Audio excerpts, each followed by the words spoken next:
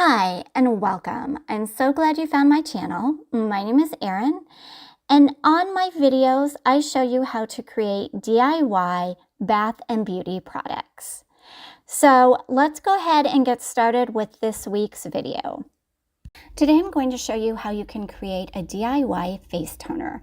This formula was designed for those of us that have dry skin, and it also was created for those of us that are just beginning to start making skincare products. So let's go ahead and get started.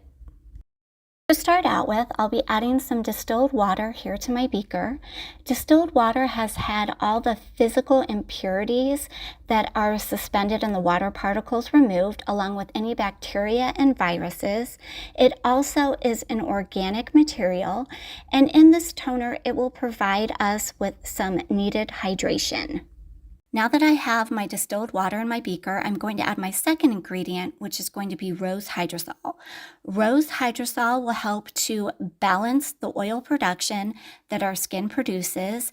It will help to soothe and moisturize the skin.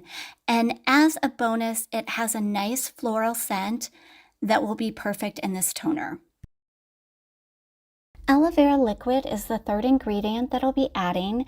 Aloe vera is known to moisturize the skin and help to soften it as well. Not only that, but it will help to even out the skin tone.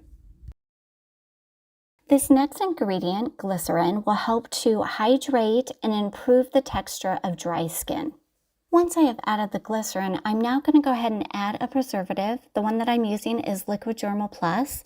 The reason that I'm using a preservative is because when making skincare products, you want to help prevent any microbial contamination from getting into the products.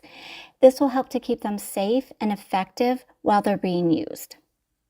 So now that I have all my ingredients that I need in my beaker, I'm going to go ahead and stir everything. I want to make sure everything's nicely incorporated. And as you can see, I do have some bubbles forming as I'm stirring. That's completely normal. These will go away over time, so you won't be left with those bubbles in your finished product. All right, so now it's time for me to go ahead and pour all my ingredients here in my beaker into my packaging. I have chosen to use this 4-ounce spray bottle. It just is a really convenient and easy way to use this toner. Here is the toner being used in 2 separate ways. The first one is applying it directly to the skin. The second way is adding it to a cotton round and then applying. And that actually is the way that I use it. It just works better for me.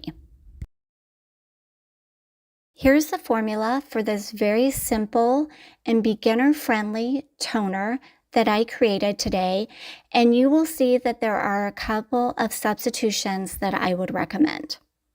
So thanks for watching, and if you'd like to see more DIY formulas, don't forget to like and subscribe.